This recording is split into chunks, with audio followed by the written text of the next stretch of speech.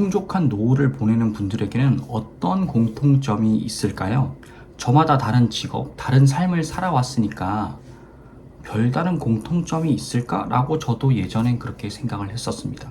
그래서 저는 주변에 나이가 들어서도 계속 열정적이고 윤택한 노후를 보내는 분들을 찾아가 보기로 했었는데요. 거기서 멈추지 않고 어떤 태도로 삶을 살아왔길래 다른 사람들보다 조금 더 풍족한 노후를 보낼 수 있었는지 이론적으로도 파헤쳐 보았습니다. 그런데 의외로 그 특징이라는 게요, 특별한 것은 아니었어요. 게다가 이미 제가 읽었던 많은 책들 속에 녹아져 있던 특징이었죠. 오늘은 그래서 여러 특징 중 딱 한 가지에 대해서만 이야기해보고자 합니다. 기대가 되시면 구독과 좋아요 잊지 마시고요. 지금 바로 시작합니다.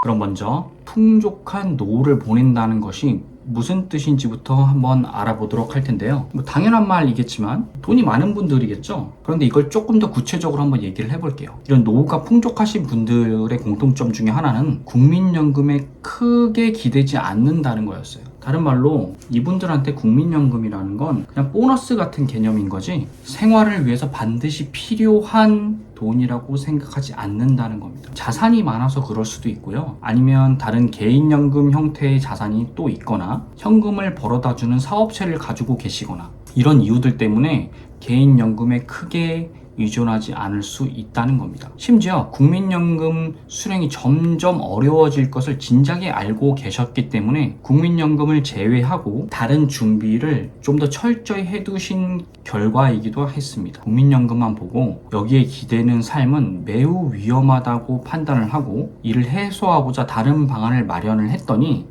오히려 그게 더 좋은 성과로 돌아왔다고 하는 게 맞을 것 같네요. 그럼 다시 본론으로 돌아가서 이렇게 노후를 풍요롭게 보내시는 분들의 공통점에 대해서 다시 한번 알아볼게요. 이분들의 공통점은 바로 위험을 감수하는 선택을 자주 했다는 겁니다. 이불 밖은 위험하다는 말이 있죠. 요즘같이 도심지에서 칼부림 나는 이런 시기엔 더더욱 집 밖이 위험하다는 생각이 들곤 합니다. 제가 갑자기 왜 이런 얘기를 했냐고요? 바로 위험에 대해서 이야기하기 위해서입니다. 우리는 잘 인식하지 못하지만요, 우리는 일상적으로 매일 위험을 감수하는 행동을 합니다. 나는 그런 적 없는데? 라고 생각하실 텐데요. 앞서 제가 말씀드린 이불 밖은 위험하다 그래서 칼부림 이야기를 했잖아요. 이건 아주 굉장히 극단적인 예시긴 하지만 실제로 우리가 집 밖에 나서서 거리를 걷게 될 때는요, 수많은 차량들과 행인들을 마주하게 됩니다. 극단적인 예시로 횡단보도를 건널 때 사고가 날 수도 있죠. 차량에 의해서. 혹은 칼부림 사건처럼 낯선 사람이 저에게 달려들 수도 있는 겁니다. 그럼에도 불구하고 우리는 출근을 하기 위해 집 밖에 나서고 대중교통을 타고 심지어 전날 칼부림이 있었던 그 지하철역을 이용을 해야 하기도 합니다. 너 너무 망상이 지나친 거 아니야? 라고 하실 텐데요. 네, 맞습니다. 조금 더 극단적인 예시를 저는 든 겁니다. 매일같이 우리 사회 곳곳에서는 교통사고가 나기도 합니다. 거리에서 누군가 다치기도 하죠. 그럼에도 불구하고 우리가 이런 위험을 감수할 수 있는 이유는요, 이런 상황은 너무 극단적이기 때문에 우리에게 일어나지 않으리라고 생각을 하고 일상을 살아가기 때문입니다. 이처럼 우리는 알게 모르게 때때로 혹은 불필요한 위험을 무릅쓰고 일상을 살아가는데요. 그런데 노후를 아까 편안히 보내는 이런 분들의 특징이 위험을 감수한다고 그랬잖아요. 이분들은 이 위험이라는 요소를 굉장히 잘 통제를 하고 필요한 순간에 위험을 감수하는 행동을 자주 했다는 겁니다.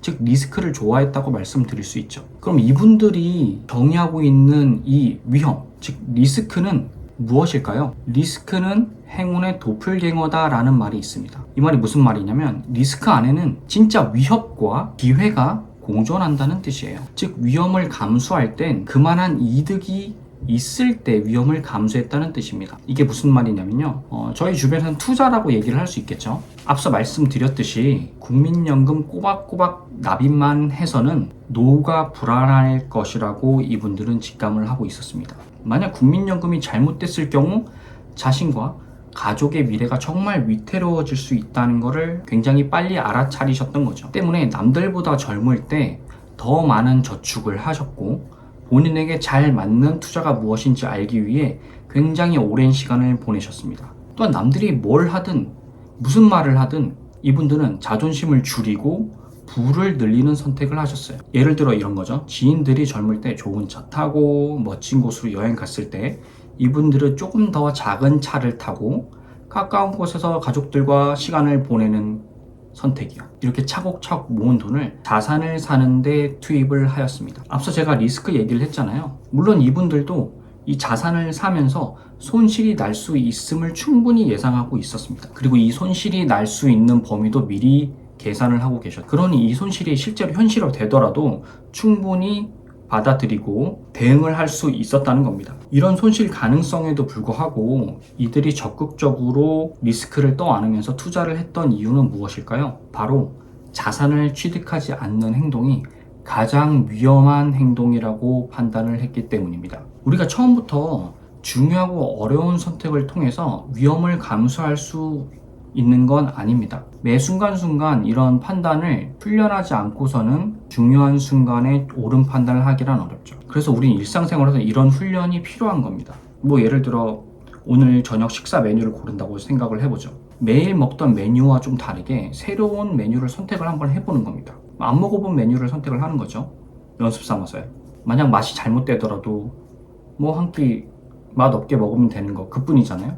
아무튼 우리 모두는 매일 아침 눈을 뜨고 수많은 선택을 하며 하루를 보냅니다. 풍족한 노후를 보내고 있는 분들도 크게 다르지 않죠. 그런데 풍족한 노후를 보내는 분들은 아주 조금 다른 행동을 했다는 것밖에 없었습니다. 앞서 말씀드린 위험을 조금 더 감수하는 선택을 자주 했다는 거죠. 어제와 같은 일상을 보내면서 매번 똑같은 선택을 하고 계시다고요? 오늘만큼은 어제와 조금 더 다른 선택을 해보면 어떨까요? 저는 앞으로도 여러분이 좋은 선택을 하실 수 있도록 영상을 준비해서 다시 돌아오겠습니다. 오늘은 여기까지.